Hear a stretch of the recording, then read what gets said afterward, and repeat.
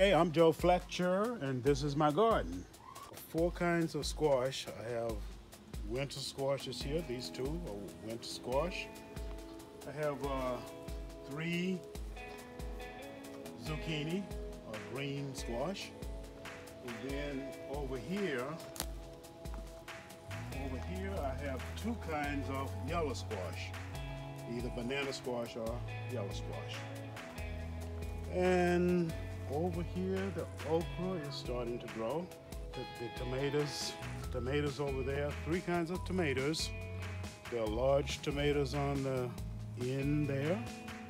There is a cherry tomato, I believe, in the center, and also a Roma tomato. And they're all staked so that the wind doesn't blow them over. They're in cages.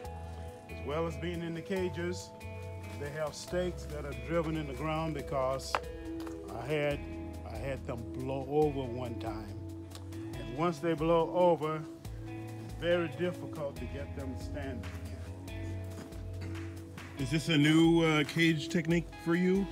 It is kind of new because after it blew over 2 years ago, I came back, everything is laying on its side, and I tried to stand it up. It's not easy. So I use the stakes, the same stakes I use for the green peas. I use them to hold the tomatoes. And over here are onions. There are 3 kinds of onions there: red, yellow, and white. And on this row we have cucumbers, and above the cucumbers are peppers, and then at the very end, eggplants. Lastly, what I planted was a pumpkin seed.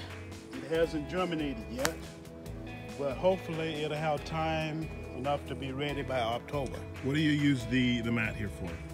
I use the mat to keep the sun, to prevent the sun from drawing the water out immediately. Otherwise, the sun, as soon as water is in the area, the sun will just suck it out so rapidly. So the little cover prevents that.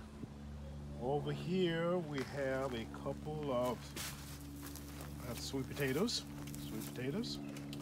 And I only have 3 hills of sweet potatoes, and that will make all the sweet potatoes that the family need for the fall. Over here are the cantaloupes. I have 2 kinds of cantaloupes there. And right here I can see a bee is busy buzzing, doing what bees do, pollinating the plants.